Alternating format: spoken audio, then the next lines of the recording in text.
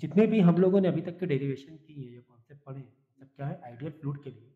Ideal fluid का मतलब मैं पहले ही बता चुका हूँ कि स्टेडी फ्लो होता है, प्रॉपर वे से फ्लो है, इनकॉम्प्रेसिबल फ्लो है, नॉन विस्कस फ्लो है, नॉन विस्कस फ्लो है। अभी तक ये मान मतलब लें, फ्रिक्शन जबकि नहीं हमने विस्कोसिटी इधर पढ़ा है, लेकिन अगर हम आइडियल फ्लूइड की बात नॉन विस्कस यानी कि विस्कोसिटी वाला टॉपिक छोड़ के बाकी कोई भी टॉपिक पढ़ रहे हैं, बाकी कोई भी टॉपिक पढ़ रहे हैं, अभी कॉन्टिन्यूटी वाला अभी आएंगे टॉपिक, अभी इसके बाद ही, तो उसको हम बर्नौली थ्योरम हो गया, ठीक है, टर्सोली लॉ हो गया, ये सब नॉन विस्कस फ्लो, ये सब नॉन विस्कस फ्लो पे है, ठीक है ना। एंड इन रोटेशनल फ्लो ऐसे रोटेट करता हुआ घूमते घूमते पानी नहीं जा रहा है, पानी एक स्ट्रीम लाइन पे जा रहा है, यहाँ लिक्विड एक स्ट्रीम लाइन पर फ्लो कर रहा है, ठीक है ना। तो now stream line and turbulent flow, ये तो शायद लास्ट लेक्चर में देखा था, स्ट्रीम लाइन जहाँ पर इस तरह अगर अलग अलग लेयर्स हैं, यानी कि यहाँ पे अलग अलग पार्टिकल्स हैं, तो हाँ, अगर जिस इस पॉइंट पे इस पार्टिकल की वेलोसिटी 20 मीटर पर सेकंड है, हॉरिजॉन्टली अगर देखेंगे तो इस पॉइंट में भी 20 मीटर पर सेकंड होगी, इस पॉइंट में 20 मीटर पर सेकंड होगी। और अगर ये पार्टिकल जब जैसे एक पाइप है ये पार्टिकल आगे पहुंच जाएगा और वेलोसिटी हो सकता है कम हो जाए, किसी भी वजह से कम होगी, समझो हो गई ये 10 मीटर पर सेकंड। तो ये वाला जो पार्टिकल इसको हॉरिजॉन्टल के रेंज में था, इसकी भी 10 मीटर पर सेकंड हो जाएगी, इसकी भी 10 मीटर पर सेकंड हो जाएगी, मतलब टर्बुलेंट नहीं होगा, वो स्ट्रीम लाइन पर रहेगा, स्ट्रीम लाइन पर रहेगा, ठीक है। ये थी आइडियल फ्लूइड की assumptions, ठीक है। तो properties of stream line in steady flow, no two stream line can cross each other, अगर स्ट्रीम लाइन हो रहा है क्रॉस नहीं करेंगे, जैसे कि यहाँ पे जितने पार्टिकल्स हैं वो अपनी लाइन से इस तरह आगे बढ़ेगा, इधर के पार्टिकल अपनी लाइन से इस तरह आगे बढ़ेंगे, इधर के पार्टिकल अपनी लाइन से इस तरीके से आगे बढ़ेंगे, ठीक है ना। तो इसका मतलब क्रॉस नहीं कर रहे हैं एक दूसरे को। well the tangent of at any point on stream,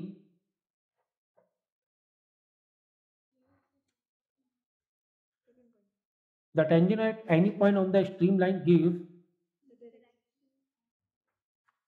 the direction of the velocity of a particle that point। Example के तौर पे जैसे कि ये एक कर्व पाइप है, ये पानी अंदर फ्लो कर रहा है, तो अगर इस यहाँ पर कोई पार्टिकल है, इसकी अगर हमें डायरेक्शन चाहिए तो यहीं से टेंजेंट बना दो, ये डायरेक्शन हो जाएगी, यहाँ पे चाहिए तो ये डायरेक्शन हो जाएगी, यहाँ पे चाहिए तो ये डायरेक्शन है ना, टेंजेंशियल। यहाँ के लिए देखो, यहाँ का टेंजेंशियल ऐसे हो जाएगा, इधर का टेंजेंशियल ऐसे हो जाएगा, इधर का टेंजेंशियल ऐसे हो जाएगा, ठीक है, टेंजेंशियल डायरेक्शन होगा। फिर next, greater the number of stream line passing normally through A section of fluid, larger the fluid velocity at that section. मतलब ये हुआ कि अगर यहाँ पे अगर छोटा सा एरिया है, अगर ये एरिया बड़ा है, तो यहाँ पर वेलोसिटी ज़्यादा होगी, क्योंकि जैसे मैंने कहा कि अगर एक हॉरिजॉन्टली ये पार्टिकल यहाँ पर पहुँचा, इसको भी इधर पहुँचना है उस पर्टिकुलर सेकेंड पे, लेकिन यहाँ पर क्या हो गया है कि एरिया कम हो गया, चलो ऐसे ले लो, चलो यहाँ पे एरिया कम है, यहाँ एरिया ज़्यादा है, तो यहाँ पर क्या होगा, वेलोसिटी क्या होगी, ज़्यादा होगी, और यहाँ पर वेलोसिटी क्या हो जाएगी, कम हो जाएगी, क्योंकि एरिया यहाँ पे हमें बड़ा मिल गया, एरिया क्या मिल गया, बड़ा मिल गया, ठीक है। The fluid remain constant, height role करेगी, अभी उसका बर्नौली थ्योरम में समझेंगे उस चीज़ को। Fluid velocity remain constant at any point of stream line, but it may different at different point at the same, ठीक है। वेलोसिटी तो कांस्टेंट रहेगी, लेकिन हॉरिजॉन्टली कांस्टेंट रहेगी, लेकिन अगर पॉइंट वाइज देखेंगे, अगर एरिया में फर्क पड़ रहा है, सेक्शन एरिया में, वो जिस सेक्शन एरिया में है उस सेक्शन के एरिया के हिसाब से वेलोसिटी क्या हो जाएगी, चेंज हो जाएगी, वेलोसिटी चेंज हो जाएगी, ठीक है।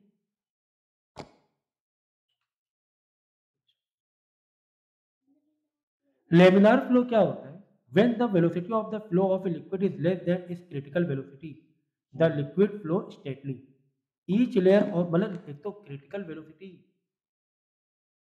देखो यहाँ पे कॉन्सेप्ट समझे, क्रिटिकल वेलोसिटी क्या होता है। क्रिटिकल वेलोसिटी वो होता है जहां पर वाटर स्ट्रीम लाइन से टर्बुलेंट में चेंज हो गया, पानी की बाहर तुमने इतनी तेज कर दी, इतना फ्लो कर दिया कि वो स्टेडी रहा नहीं, वो टर्बुलेंट हो जाएगा। जहां तक वेलोसिटी, जहां तक वाटर टर्बुलेंट नहीं हो पा रहा है उस वेलोसिटी तक को बोलते हैं क्रिटिकल वेलोसिटी। तो पानी बहुत तेज बहने लगता है ना, जैसे कि समुद्र की लहरें, पानी स्टेडी सामने, बीच में से पानी आ रहा है किनारे की तरफ, बीच मतलब बीच साइड किनारे की तरफ आ रहा है, लेकिन जैसे जैसे वेलोसिटी तेज होने लगती है ना, पानी देखो अपने आप टर्बुलेंट होने लगता है, लहरों का पानी। तो उससे पहले तक तो उसको लेमिनार फ्लो कहेंगे, लेकिन उसके बाद वो टर्बुलेंट हो जाएगा अगर वेलोसिटी बढ़ जाएगी। तो जहाँ से वेलोसिटी जिस वेलोसिटी तक के वो लेमिनार है, हाँ, अगर जिस वेलोसिटी तक के लेमिनार फ्लो तब तक तो हम बोलेंगे उसकी नॉर्मल वेलोसिटी, मतलब उसके ऊपर गया, मतलब एक मैक्सिमम जो वेलोसिटी होगी जहाँ पर टर्बुलेंट में कन्वर्ट, उसको बोलते हैं क्रिटिकल वेलोसिटी। इससे ज़्यादा में टर्बुलेंट लेमिनार नहीं रहेगा, ठीक है ना। उस तक के हम फ्लो को लेमिनार, बिलो क्रिटिकल वेलोसिटी को लेमिनार फ्लो कहेंगे, और क्रिटिकल वेलोसिटी के ऊपर जाएगा तो वो टर्बुलेंट में या क्रॉस स्ट्रीम लाइन क्रॉस कर देंगे एक दूसरे को। पहले देखो लेमिनार फ्लो हो रहा है, ठीक है ना, लेकिन इतनी वेलोसिटी हमने बढ़ा दी क्रिटिकल, इसकी क्रिटिकल वेलोसिटी को क्रॉस या टर्बुलेंट होने लगा, वही वेलोसिटी को हम लोग क्या बोलेंगे, क्रिटिकल वेलोसिटी। अगर टर्बुलेंट होने लगा तो एक दूसरे स्ट्रीम लाइन क्रॉस होने लगी, पानी आपस में मिक्स होने लगा काइंड ऑफ, ठीक है ना। लेकिन आइडियल के लिए हम लोग बोलेंगे कि लेमिनार फ्लो है आइडियल वेलोसिटी। तो critical velocity of liquid is limiting value of velocity of flow up to which the flow streamline and above which the flow become turbulent, ठीक है। सो क्रिटिकल वेलोसिटी किस पर depend करती है? Definitely viscosity पर depend करेगी। जितना ज़्यादा विस्कोसिटी रहेगा उतनी जल्दी उतनी कम क्रिटिकल वेलोसिटी होगी, क्योंकि ज़्यादा फ्रिक्शन लग रहा होगा ना, अब तो और तेज कर रहे हो तो वो टर्बुलेंट में चला। डेंसिटी ऑफ लिक्विड फर्क पड़ता है डायमीटर ऑफ ट्यूब, डायमीटर कम रहेगा तो टर्बुलेंट ज़्यादा हो जाएगा। बस यहीं पर देखो क्या है, रेनॉल्ड नंबर है। It is a dimension less parameter whose decide value decide the nature of the flow liquid through a pipe। हाँ, तो रो वेलोसिटी डायमीटर अपॉन ईटा। डायमीटर हम बहुत कम देखते हैं, शायद ही नहीं के बराबर देखा होगा, पहली बार यहाँ पे डायमीटर दिखा है, अदरवाइज रेडियस शायद पहली बार हमें डायमीटर दिख रहा है इस फॉर्मूले में, अगर 11 तक के तुम लोग ने पढ़ा है। The importance of Reynolds number, the R lies between 0 and 2000। अगर R का नंबर रेनॉल्ड नंबर 0 2000 तक क्या आ रहा है, मतलब वो लिक्विड स्ट्रीम लाइन पर। रेनॉल्ड नंबर ये कैलकुलेशन से आएगा ना, नंबर आएगा कुछ 5, 10, 100, 1000, 2000, कैलकुलेट करोगी ना। सुनो पूरी बात, सुनो देखो, तुम डेंसिटी डालोगे इस फ्लूइड की, यहाँ पे देखो, इसीलिए मेरा पॉइंट देखोगे ज़्यादा समझ में आएगा, ठीक है। यहाँ पे तुमने रेनॉल्ड नंबर निकाला, तुमने उस लिक्विड की क्या डाला, डेंसिटी डाला, जो भी लिक्विड फ्लो हो रहा है, जिस स्पीड में फ्लो हो रहा है उसकी वेलोसिटी डाला, जिस पाइप पे फ्लो हो रहा है उसका डायमीटर डाला, अपॉन उसकी विस्कोसिटी डाला। तो अगर 2000 से कम में इसका आंसर आ रहा है, मतलब वो स्ट्रीम लाइन पर है, वो स्ट्रीम लाइन पर है, टर्बुलेंट नहीं हो रहा पानी। अगर ये नंबर 2000 से ऊपर आ कैलकुलेट करने पर 2000 से ऊपर आ गया तो क्या हो जाएगा, टर्बुलेंट हो जाएगा। एग्जाम्पल के तौर पे सेम वेलोसिटी वाले सेम डेंसिटी वाले वाटर को तुमने बड़े पाइप में डाल दो, बड़े डायमीटर, जब बड़े डायमीटर डाल दोगे तो डायमीटर बढ़ेगा तो रेनॉल्ड नंबर भी टर्बुलेंट हो जाएगा। समझो, सेम वाटर सेम वेलोसिटी, मतलब सेम लिक्विड और सेम वेलोसिटी, तुमने सिर्फ पाइप चेंज कर दिया, बड़ा डायमीटर लगा दिया। जब बड़ा डायमीटर का पाइप लगा देंगे तो टर्बुलेंट के चांसेस बढ़ेंगे, क्योंकि रेनॉल्ड नंबर भी बढ़ जाएगा। हाँ, अब 3000 से ऊपर हो गया तो लिक्विड क्या हो जाएगा, टर्बुलेंट हो जाएगा। उन दोनों के बीच में मतलब थोड़ा सा रफ होगा, अनस्टेबिलिटी होगी 2000-3000 के बीच में। So are lies between unstable between 2000 to 3000। हाँ, कहीं फ्लो हो रहा है स्ट्रीम लाइन, कभी टर्बुलेंट हो रहा है, बट 3000 के ऊपर तो क्या हो जाएगा, पक्का टर्बुलेंट में चला जाएगा। तो स्ट्रीम लाइन 2000 तक में रहेगा, ठीक है ना। ये चीज़ यानी कि अगर आपने वेलोसिटी बढ़ा दी तो टर्बुलेंट होने के चांसेस बढ़ जाएंगे, अगर आपने विस्कस फोर्स बढ़ा दी तो टर्बुलेंट चांसेस कम रहेंगे। विस्कस फोर्स विस्कोसिटी बढ़ा दी, विस्कोसिटी अक्सर देखोगे कि गाढ़ा पानी होता है ना, बहुत अच्छे स्ट्रीम लाइन में फ्लो करता है। लावा, अगर आपने लावा देखा होगा तो लावा वोल्केनो पे तो कितना स्मूथली गिर रहा होता है, नीचे आ रहा है स्मूथली। हनी को तुम फ्लो करो, हनी कितना अच्छा से फ्लो करे, क्योंकि स्ट्रीम लाइन हो रहा है, उसकी विस्कोसिटी ज़्यादा होती है। ओके, अब नेक्स्ट टॉपिक हमारा इक्वेशन ऑफ कंटिन्यूटी। ये हमारी जनरल लाइफ में बहुत जल्दी मतलब आप लोग समझ ही लोगे कि जनरली जनरल प्रैक्टिस में कितना अच्छा यूज़ हो रहा है इसका, इस फॉर्मूले का। अक्सर हम लोग देखते हैं अगर बड़ा पाइप, मतलब एक पाइप है, पानी फ्लो हो रहा है, जहाँ से पानी इंटर हो रहा है उसका जो एंड है या स्टार्टिंग पॉइंट है वो बड़ा एरिया है, सेक्शन एरिया, और यहाँ पर पानी निकल रहा है, इसका सेक्शन एरिया क्या है, छोटा है। तो क्या पानी का जो वेलोसिटी होगी, तुम खुद अज्यूम करो, पानी की वेलोसिटी यहाँ पे ज़्यादा हो रही होगी कि यहाँ पर ज़्यादा हो रही होगी? जहाँ पे श्रिंक एरिया है, सोचो ज़रा। यहाँ पे श्रिंक एरिया, अगर एक पाइप में पानी यहाँ आ रहा है, अगर आपको इसकी वेलोसिटी बढ़ाना होता है, प्रेशर बढ़ाना होता है, हम लोग तो कैसे दबाते हैं थोड़ा, ताकि पानी के जो प्रेशर है थोड़ा दूर तक चला जाए, यानी वेलोसिटी बढ़ जाए, वेलोसिटी बढ़ जाए, ज़्यादा हो जाए। सेम ही चीज़ है ना यहाँ पर, हाँ ना? यही कॉन्सेप्ट है यहाँ पर कि जितना पानी इंटर हुआ है उतना पानी तो बाहर आना है। सवाल तो ये कि सर यहाँ पर तो एक बार में ज़्यादा पानी इंटर हो रहा है ना? बड़ा एरिया है, और यहाँ पर सर एरिया कम है, यहाँ वॉल्यूम कम नहीं हो जाएगा? नहीं, पानी को उतना ही बाहर होना है, बीच में पानी, ये आइडियल फ्लूइड है, आइडियल कंप्रेस नहीं हो रहा है। जितना 1 सेकंड में समझो आपने 5 किलो पानी अंदर डाला, तो वही 1 सेकंड में 5 किलो ही बाहर आना है। कैसे आएगा सर? वेलोसिटी बढ़ा दो, वेलोसिटी बढ़कर आएगा, पानी उतना ही बाहर आएगा, बीच में कंप्रेस नहीं हो रहा है। ठीक है, बीच में कंप्रेस नहीं हो रहा है। तो हम आइडियल फ्लूइड की बात कर रहे हैं। तो यहाँ से हमारा कॉन्सेप्ट आता है equation of continuity. Equation of continuity क्या कहता है कि A1 V1 कांस्टेंट रहने वाला है, मतलब इसका जो मल्टीप्लिकेशन है, इसका जो प्रोडक्ट है, वो यहाँ पर वही रहने वाला है, A2 V2 के बराबर। एग्जाम्पल के तौर पे एरिया यहाँ पे 10 है, वेलोसिटी 2 मीटर पर सेकेंड, तो 10 इंटू 2 क्या हो गया? 20। तो यहाँ पर भी 20 ही आंसर आएगा। क्यों सर? यहाँ तो यहाँ पर तो एरिया कम हो गया, एरिया यहाँ पे कितना 10 था, एरिया सर यहाँ 5 हो गया, कोई बात नहीं, एरिया 5 हो गया, तो इंटू 4 करना पड़ेगा, 20 ही आंसर आना चाहिए।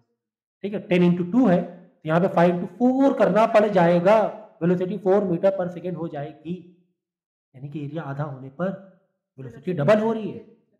ये रिलेशन हो रहा है। यहाँ पे अगर मैं एरिया आधा कर दिया, वेलोसिटी डबल हुई जा रही है। तो ए और वी क्या है? कांस्टेंट है, इनका मल्टीप्लिकेशन क्या है? कांस्टेंट है। यहाँ वेलोसिटी बढ़ जाएगी क्योंकि इन दोनों की वैल्यू सेम आनी चाहिए आपको। ठीक है ना? तो चलो देखते हैं प्रूफ इसका। इसका प्रूफ कैसे देखो, हम यहाँ पर मास कंजर्वेशन का कॉन्सेप्ट लेंगे कि जितना मास अंदर गया, मास तो उतना बाहर आने वाला है, तो पक्की बात है, इसमें कोई भी कंप्रेसिबल चांसेस नहीं है कंप्रेसिबिलिटी के। तो मास हमने देखा वॉल्यूम इंटू डेंसिटी, ये बार बार दोहराने की जरूरत है नहीं, तो वॉल्यूम को यहाँ पे एरिया इंटू लेंथ में कर लें, एरिया लेंथ, यही तो वॉल्यूम हुआ। हाइट की जगह हमने एल ले लिया क्योंकि पाइप हमारा ऐसे रखा हुआ है ना, एरिया इंटू डेंसिटी मतलब होल एरिया, ठीक है, ये mass. So mass of the flow rate from an A, इस ए से क्या फ्लो रेट निकल रहा है मास का टाइम के रिस्पेक्ट में, तो हमने क्या कर लिया, एरिया इंटू लेंथ इंटू फिर डेल्टा टी ऊपर नीचे क्या कर लिया, मल्टीप्लाई करते हैं, क्योंकि हमें यहाँ पर एक वेलोसिटी को इंट्रोड्यूस कराना है। तो हम क्या करेंगे, ऊपर नीचे टाइम टाइम से क्या कर लेंगे, मल्टीप्लाई कर लेंगे। ऊपर नीचे मल्टीप्लाई करने में कोई दिक्कत थोड़ी ना, आप एक फ्रैक्शन में डिनोमिनेटर न्यूमरेटर छेड़खानी कर सकते हो सेम नंबर से, तो ऊपर भी डेल्टा टी किया, नीचे भी डेल्टा टी, इससे फायदा क्या मिला, लेंथ इंटू डिस्प्लेस मतलब टाइम, डिस्टेंस अपॉन टाइम तो है भाई डिस्टेंस, लेंथ है क्या है, वो डिस्टेंस ही तो है ना। पानी ऐसे करके आगे जा रहे हैं, डिस्टेंस कवर कर रहे हैं, मतलब एक लेंथ कवर, तो लेंथ अपॉन टाइम को हम क्या बोलेंगे, वेलोसिटी बोलेंगे। लेंथ अपॉन टाइम क्या बोलेंगे, ठीक है ना। फिर बाकी चीजें वैसे ही रखती, डेंसिटी इंटू टी, क्योंकि टी ऊपर नीचे मल्टीप्लाई करना पड़ा था, और इसको हमने होल्ड कर लिया, इतना मास अंदर गया, मास के टर्म में ये लिख दिया, इतना मास अंदर गया, इतना मास अंदर गया, ठीक है ना। चलो अब उतना ही मास बाहर आया होगा, उसी तरह हम इसी सेम कॉन्सेप्ट से M2 इज इक्वल टू जैसे A1 V1,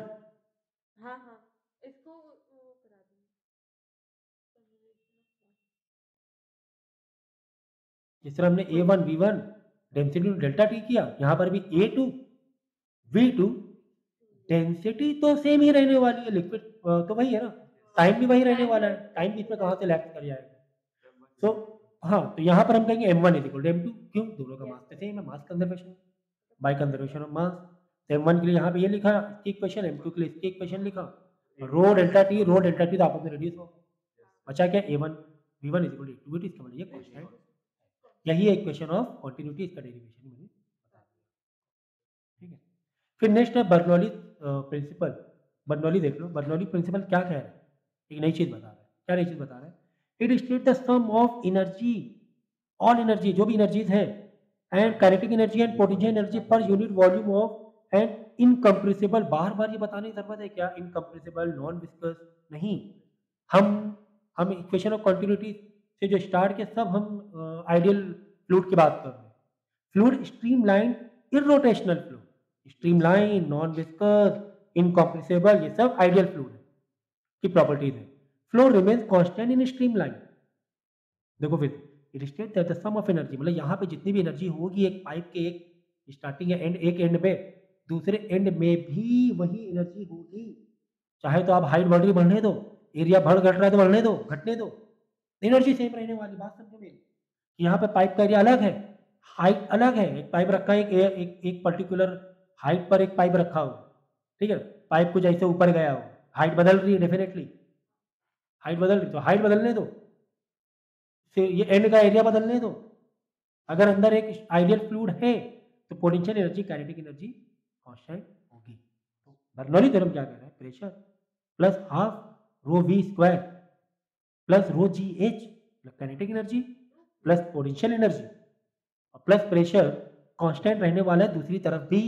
वही प्रेशर नहीं, इन सबका हाँ, कांस्टेंट का मतलब समझो, ये मत सोचो दूसरी तरफ भी वही प्रेशर रहेगा, दूसरी तरफ भी वही वेलोसिटी रहेगी। हाँ, इक्वेट करेगा उनका टोटल। हो सकता है यहाँ पे प्रेशर अलग हो सकता है यहाँ पर हाइट अलग हो सकता है यहाँ पर काइनेटिक वेलोसिटी मतलब काइनेटिक मोशन अलग हो, लेकिन इनका टोटल करो। यहाँ पर भी प्रेशर, यहाँ पर भी काइनेटिक एनर्जी, यहाँ पर भी पोटेंशियल एनर्जी का टोटल करोगे वो सेम रहने वाला है। जैसे 5 प्लस 10 प्लस 15, यहाँ पर कुछ 5 प्लस 10 प्लस 15 30 हुआ, तो यहाँ पे हो सकता है 10 प्लस 10 प्लस 10 हो जाए, हो सकता है 10 प्लस 10 प्लस 10 हो जाए, ठीक। बट टोटल इनका टोटल सेम रहेगा। हो सकता है वहाँ पे प्रेशर अलग हो सकता है वहाँ पे वेलोसिटी अलग हो सकता है वहाँ पर पोटेंशियल एनर्जी अलग हो, लेकिन टोटल सेम आने। ये जो तीनों का सम है ना, वो क्या आने वाला है? सेम आने वाला है, ठीक है। तो बर्नौली थ्योरम बहुत इंपॉर्टेंट है। तो इसको हम लोग कैसे प्रूव करें? काफी सारे स्टेप है इसको कैसे प्रूव करना है। देखो, पहले हमने देखा है कि इक्वेशन मतलब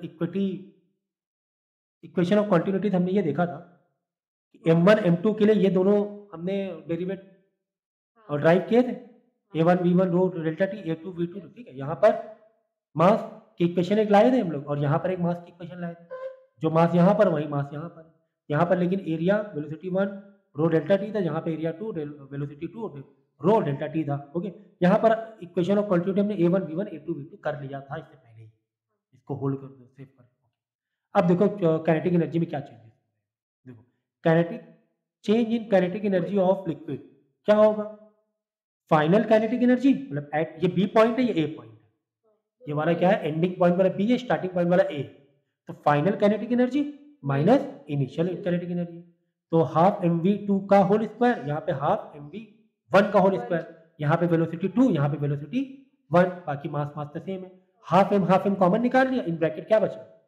वेलोसिटी 2 का होल स्क्वायर मतलब वेलोसिटी 2, यहाँ पर बी में जो वेलोसिटी है उसका स्क्वायर माइनस यहाँ पर जो वेलोसिटी 1 है उसका स्क्वायर, कॉमन बाहर निकाल लेंगे नहीं, ठीक है। एक स्टेप यहाँ पे आप लोग करो, एक स्टेप बढ़ा, हाफ एम बी 2 का whole square minus half M B 1 का होल स्क्वायर। वेलोसिटी 1 ये है, वेलोसिटी 2 ये, फाइनल ये है, इनिशियल ये है। ओके, ये एरो है, ओके, ठीक है। तो डेल्टा के क्या, अब हमने क्या किया? एम की जगह, इस एम की जगह हमने क्या किया? एम की कोई भी इक्वेशन हमने डाल दी, चाहे ये डाल दो चाहे डाल दो, क्योंकि एम तो वही सेम है, ठीक है। तो हमने ये डाल दिया, एरिया वेलोसिटी एम की जगह एरिया वेलोसिटी रो डेल्टा टी डाल दिया इस एम की जगह। कोई भी एक डाल दो, कोई भी एक, कोई दिक्कत नहीं, कोई भी एक डाल दो, ठीक है। मास तो दोनों में सेम रहने वाला, कोई भी एक डाल। फिर v2 माइनस v1 स्क्वायर को सेम कंटिन्यू हमने किया। ये हो गया एक इक्वेशन, ये एक ये आ गया, ठीक है ना।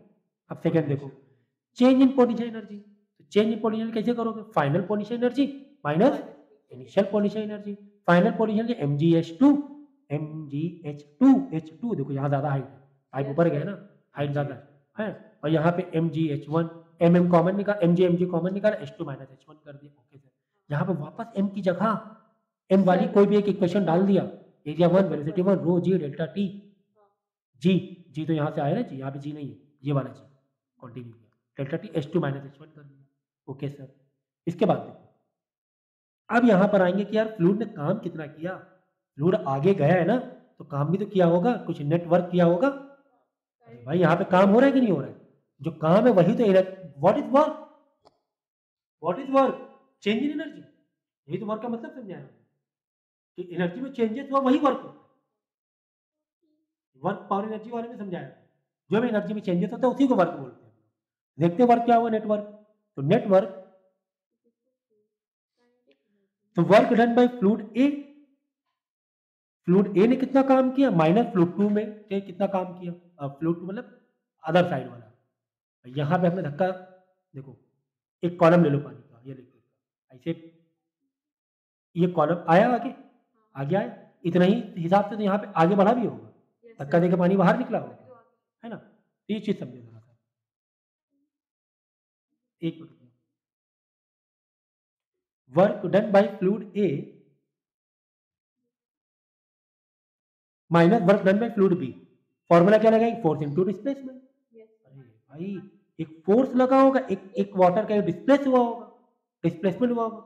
हाँ, ये जरूर कह सकते हो यहाँ का डिस्प्लेसमेंट यहाँ का डिस्प्लेसमेंट फर्क हो सकता है ना, क्योंकि यहाँ पे एरिया क्या है, अलग है। यहाँ पे अगर इतना हो रहा है डिस्प्लेस तो पतले पाइप में उतना ज्यादा डिस्प्लेस कर जाएगा। कॉमन सेंस है कि नहीं, समझ पा रहे हो। यहाँ पे चौड़ा था, लाइक डायमीटर ज्यादा था, अगर यहाँ पे ये कॉलम है धक्का देने का, तो यहाँ पे क्योंकि पाइप छोटा होता गया तो यहाँ पे ज्यादा चौड़ा कॉलम हो जाएगा, तो डिस्प्लेसमेंट में फर्क हो सकता है।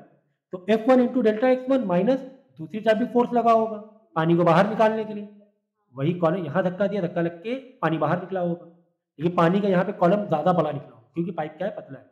ये कॉमन सेंस समझ पा रहे हो, ठीक है ना। तो minus F2 force into displacement delta X2। F1 के लिए हमने फॉर्मूला डाल दिया प्रेशर 1 एरिया 1, एक प्रेशर और एक एरिया ही तो है, और फोर्स का फॉर्मूला क्या है, force is equal to pressure into area, ठीक है ना। So pressure into area 1 force का फॉर्मूला लगाया। अच्छा, डेल्टा एक्स को यानी डिस्टेंस को हम v इंटू टी नहीं कर सकते, अरे distance is equal to velocity into time, तो डिस्टेंस को हमने वेलोसिटी टाइम मतलब 1 ले लिया, तो यहाँ पर आ गए हम लोग। तो हमने क्या कर दिया, डिस्टेंस यानी डेल्टा एक्स के लिए हमने वेलोसिटी इंटू टाइम में कन्वर्ट, क्या दिक्कत है, कोई दिक्कत नहीं है, distance equal to speed into time. यहाँ पर भी distance equal speed into time, लेकिन यहाँ पर डिस्टेंस के लिए स्पीड इंटू टाइम लेंगे v2 लेंगे, क्यों, क्योंकि वेलोसिटी यहाँ पर बदल जाएगी, यहाँ पर वेलोसिटी बदल जाएगी, ठीक है ना। ओके, तो यहाँ पे देखो, अब यहाँ पूरा आप पूरा ये करो, रीड करो, pressure multiply area 1 multiply velocity 1 multiply delta T same रहेगा, minus minus pressure 2 into area 2 into velocity 2 into delta T. अच्छा, एरिया 1 वेलोसिटी 1, एरिया 2 और वेलोसिटी 2 ये कुछ जाना पहचाना लग रहा है, हाँ सर जाना पहचाना सा लग रहा है, ठीक है ना। तो area 1 velocity 1 area 2 velocity 2, P1 A1 V1 delta T minus P2 A1 V1 delta T में ये तो सेम ही है ना, A1 V1 delta T, A1 मतलब A2 V2 को भी हम लोग A1 V1 रख सकते हैं, तो इक्वेशन ऑफ कंटिन्यूटी में कर चुके थे ना, A1 V1 किसके बराबर है, A2 V2 के बराबर है, तो यहाँ पर A1 V1 रख दिया, यहाँ पे A2 V2 की जगह A1 V1 ही रख दिया, इक्वल था। हाँ इक्वल है, देखो ना A1 V1 is equal to A2 V2, ये देखो, तो यहाँ पर A2 V2 की जगह में A1 V1 है। अब ये कॉमन निकल गया, क्या A1 V1 delta T common निकल, अंदर क्या बचा P1 माइनस P2 बचा, ये वर्क। ओके, अब नेक्स्ट वर्क डन, यानी कि जो नेट वर्क डन हुआ है एनर्जीज में, change in kinetic energy plus change in potential energy, यही तो नेट वर्क डन कहा जाएगा। चेंज इन काइनेटिक एनर्जी क्या आ गया था हमारा, ये आ गया था,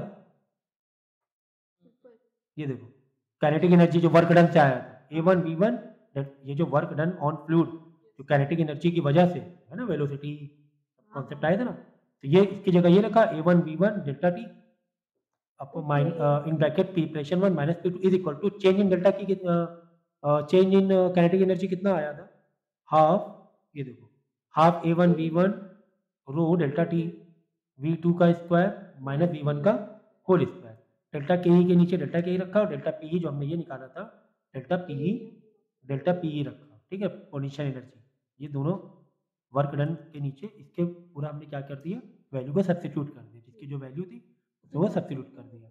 अब देखो P1 माइनस P2 इधर ही रखो, इसको उधर जाके उधर भेज दो अदर साइड, ठीक है ना, या फिर एक काम करेंगे ना, कॉमन बाहर निकाल लो दोनों से, बीजे प्लस है ना, दो ग्रुप है ना, दो टर्म हो, एक ये टर्म है और एक ये टर्म है, इन दोनों टर्म में क्या कॉमन है, A1 V1 हाँ डेल्टा टी, कम से कम ये कॉमन है कि नहीं कॉमन है, तो ये इन दोनों ग्रुप से बाहर आएगा और इससे रिड्यूस हो जाएगा A1 V1 डेल्टा टी।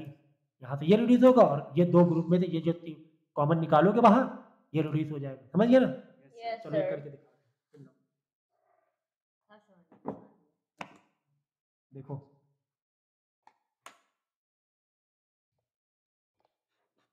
हम लोग यहाँ पर थे नेटवर्क डन में। Net work done is equal to change in K plus change in PE. ठीक है, तो यहाँ से मैं इक्वल टू कर रहा हूँ। चलो ठीक है, नेटवर्क डन कितना आया था देखो, ये आपका नेटवर्क डन आया था A1 V1 delta T P1 minus P2, ये वर्क डन नेटवर्क डन आया था। तो यहाँ पे A1 V1 delta T bracket में P1 माइनस P2 ये वर्क डन, इक्वल टू के नीचे इक्वल टू रखा, चेंज इन के आपका ये आया था half A1 V1 rho delta T V2 का स्क्वायर माइनस V1 का square, half A1 V1 rho delta T two का square minus final velocity square minus initial velocity का स्क्वायर, फिर क्या है प्लस है, प्लस चलो प्लस यहाँ कर लें, प्लस यहाँ कर लें, चेंज इन पोटेंशियल एनर्जी निकालना है, वैल्यू रखना है। चेंज इन पोटेंशियल एनर्जी कितनी आएगी, A1 V1 rho G delta T H2 minus A1 V1 rho G delta T in bracket H2 minus H1। ठीक है, अब यहाँ पर देखो, यहाँ पर क्या है A1 V1 delta T P2 minus P1 है। यहाँ पे देखो दो ग्रुप है, एक तो ये ग्रुप है, मतलब एक ये टर्म है, ये टर्म है, दोनों टर्म में कॉमन क्या है, A1 V1 और डेल्टा टी कॉमन हो रहा है, A1 V1 delta T common आ रहा है। ठीक है ना, फिर हमने क्या किया, ब्रैकेट ओपन किया, इन दोनों में से इस दो ग्रुप में से ये कॉमन निकाल लिया, अंदर क्या बचा, इस ग्रुप से क्या बचा, हाफ बचा, रो बचा, बाकी तो बाहर निकाल लिया ना, और क्या बचा V2 माइनस V1 का होल स्क्वायर बचा, फिर क्या है प्लस है, ठीक है, plus A1 V1 delta T बाहर हो गया, A1 V1 और डेल्टा टी बाहर, तो बचा क्या, रो जी बचा, रो जी बचा और H2 माइनस H1 बचा। ठीक है ना, यस ठीक है, A1 कोई बात नहीं, अभी हम लोग मल्टीप्लाई करेंगे ना अंदर, ये समझ में आ गया। तो क्या क्या बचा, A1 V1, ठीक है, A1 V1 delta T A1 V1 delta T reduce कर दिया, ये हो जाएगा रिड्यूस, यहाँ बचेगा P2 minus P1 is equal to half, यहाँ पे अंदर मल्टीप्लाई कर रो V2 का square minus half rho V1 का होल स्क्वायर, ओके, मल्टीप्लाई कर रहे हैं हम लोग, plus rho G H2 minus rho जी H1, ये रो जी को भी अंदर मल्टीप्लाई हमने करवा दिया। ओके, अब इसके बाद क्या करना है, जहां पर 1 1 वाले हैं उसे हम लोग एक तरफ कर देंगे, ठीक है, ये देखो हमने यहाँ पे क्या किया, A1 V1 डेल्टा टी को रिड्यूस कर दिया, बाद में ये जो बचेगा अंदर, इसको अंदर से मल्टीप्लाई करा दिया, ठीक है ना, हाफ रो इंटू V2 का square half rho into V1 का होल स्क्वायर, बाद में प्लस रो जी का भी मल्टीप्लाई H2 से कर दे, रो जी का मल्टीप्लाई भी H1 से कर दे।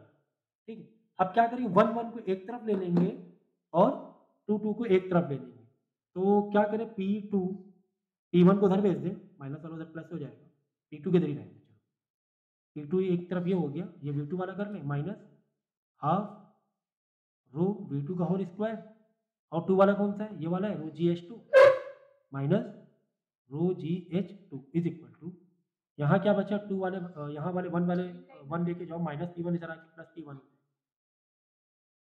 P1 हो जाएगा। ठीक है, और ये तो माइनस में है ना, LHS तो माइनस में पहले थे, तो माइनस क्या, तो माइनस ही में रखो, हाफ रो V2 का होल स्क्वायर, और 1 वाला क्या बचा है यहाँ पर, माइनस का ही रो जी H1, यही बच रहा है ना, यही बच रहा है। ठीक है ना, एक काम करेंगे हम लोग, रुको, हाफ रो V2 का स्क्वायर हो गया, रो GH1 रो GH2 हो गया, ठीक है। हो माइनस माइनस ज़्यादा दिख रहा है, ऐसा लग रहा है, Yes, sir. ऐसा लग रहा है माइनस माइनस ज़्यादा दिख रहा है। P1 minus P2, P1 minus P2, एक वैल्यू गलत डाली क्या? Plus P1 माइनस P2 था, एक मिनट, हाँ एक मिनट, P1 माइनस P2 था, ठीक है ना, P1 माइनस P2 था, P1 नहीं यहाँ पे सही लिखा था, यहाँ पे गलत फॉलो गलत है, P1 माइनस P2, यहाँ पे P1 ही रहेगा, माइनस P2 उधर जाएगा, तो ये वाला माइनस P2 हो गया, अगर तुम वैसे भेजो, प्लस का P1 उधर जाके माइनस हो गया, सबको प्लस कर दो, मतलब सबको साइन अपोजिट कर दो, चेंज कर दो, सभी माइनस में ना एक तरीके से, समझ गए ना। P1 ये प्लस में, एक्चुअली P1 माइनस P2 था, ये प्लस में था, उधर जाके क्या हो गया था, माइनस P1 हो गया था, माइनस P2 तो माइनस पहले था, सारे के साइन क्या कर देंगे, चेंज कर देंगे, तो माइनस के प्लस हो जाएगा, सभी माइनस सभी प्लस हो जाएगा कुल मिला के, ये हो गया P2 P1 plus plus P2 half rho V2 का whole square plus rho GH is equal to P1 constant. Plus half rho V2 का स्क्वायर प्लस रो GH1, तो ये आ मतलब गया कुल मिला के equal हो कांस्टेंट गया ना? वैल्यू, ये कांस्टेंट वैल्यू आ गई, ठीक है। वन वाले में माइनस का प्लस कर दिया, माइनस में था ना, सबको प्लस में बदल दिया हमने, सबको किसे बदल दिया, प्लस में बदल दिया, ठीक है ना। तो ये हमें समझ में आ रहा है कि अगर हम एक पाइप लें, अगर एक पाइप में हाइट भी है जिसकी वजह से पोटेंशियल एनर्जी चेंज हो रही है as well as area change हो रहा है, और जो भी वर्क हुआ है वही वर्क, यानी टोटल जो चेंज इन एनर्जी हुई है उसी को हम लोग बोलेंगे वर्क। तो टोटल चेंज इन एनर्जी क्या हुआ, समथिंग के में भी चेंज हो रहा है एंड समथिंग पी में भी चेंज हो रहा है, काइनेटिक एनर्जी भी चेंज हो रही है, पोटेंशियल एनर्जी भी चेंज हो रही है, उसी को तो हम लोग वर्क कहते हैं, उसी को वर्क। कुल मिला के यहाँ पर जो प्रेशर है, यहाँ पर जो वेलोसिटी है, यहाँ पर जो भी पोटेंशियल एनर्जी है, उनका टोटल इधर भी सेम रहने वाला है। हो सकता है वेलोसिटी अलग हो जाए, हो सकता है प्रेशर अलग हो जाए, हो सकता है हाइट अलग हो जाए, बट ओवरऑल सेम रहने वाला है सबका सम, ठीक है। ये है बर्नौली थ्योरम। तो बर्नौली थ्योरम कह क्या रहा है, काफी एप्लीकेशन है बर्नौली थ्योरम के। तो एक काम करते हैं, एप्लीकेशन हम लोग नेक्स्ट लेक्चर में पढ़ें, क्योंकि एप्लीकेशन भी काफी मतलब इंपॉर्टेंट एप्लीकेशन है जनरल लाइफ से, काफी कनेक्टेड है बर्नौली थ्योरम की एप्लीकेशन, ठीक है ना। तो वो हम लोग नेक्स्ट लेक्चर में कंटिन्यू करेंगे।